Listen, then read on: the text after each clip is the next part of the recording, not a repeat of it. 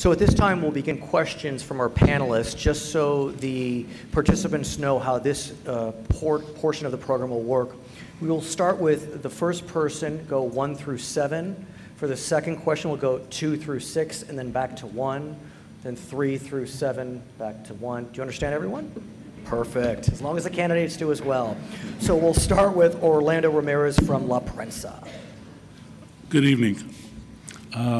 Mr. Atkinson, what leadership qualities should a mayor possess, and how have you demonstrated such qualities in your life?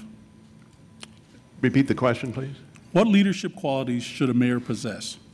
How have you demonstrated such qualities in your life? Well, I think the biggest quality that the mayor should possess is to be able to bring collaboration together to get problems solved throughout the community, to bring the people together. I've done that in my business for the last 29 years. I've worked with officials. I've worked internally in my own office to bring problems together internally with my staff. But I think that's the primary thing or quality that a mayor needs to be, is to be able to bring people together.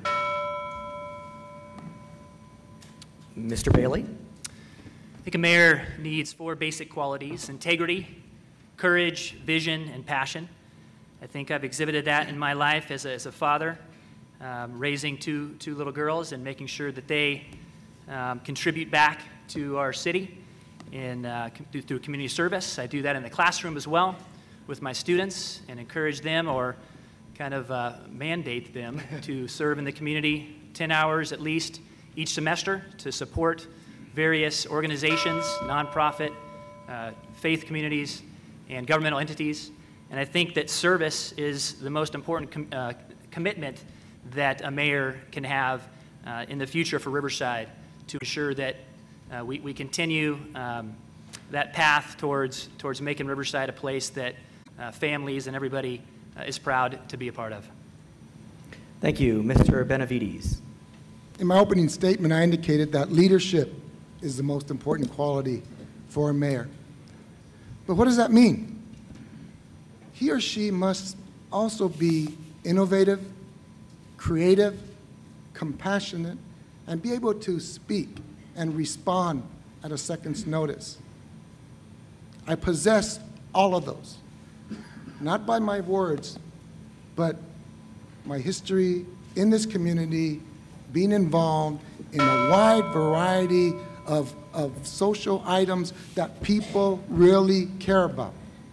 And that's what separates me from the wonderful people that I stand before you. Thank you. Thank you. Ms. Chavez. I believe the mayor should have listen to the pulse of the people, especially like when we had the foreclosure problem. He should be honest with the people regarding rates increases, management skills toward working 24/7 hard for the citizens of Riverside, and whenever he can, to explain explicitly the effects of any policy changes. Thank you. Thank you. Mr. Gardner. The mayor has to be a proven leader, a consensus builder, and they have to be innovative. And they must be a fan and an advocate for open and participative government. I am those things. I think most recently I've shown that by getting the consensus of my fellow council members to change the way we are doing redistricting of our council districts from one that was relatively non-participatory, that would be controlled by a committee of 3 council members, to one that has public meetings in each ward, and we'll have the council as a whole sit and talk amongst ourselves as we make decisions that will affect which wards you and your businesses are in. Thank you, Mr. Gardner. Mr. Melendrez. Being self-employed for almost 30 years, I found that it is extremely important to understand the economic situation that is around you, whether it's in the city or in the state or in the nation. That way you can better understand what the course ahead is going to provide you. You also need to be a people person and understand the social strata, because the social strata is changing. Understand the importance of each individual and each individual's culture so that you can move the city in that direction. Those qualities are something that I've utilized over the past 30 years and learned as a young individual. But most importantly, You need to be a people person and understand and hear what the community is saying in order to understand its needs. And that quality I also possess. Thank you, Mr. Melendrez. Ms. Petrozello. For me, the first thing you need to exemplify is integrity, and then you need to lead by example.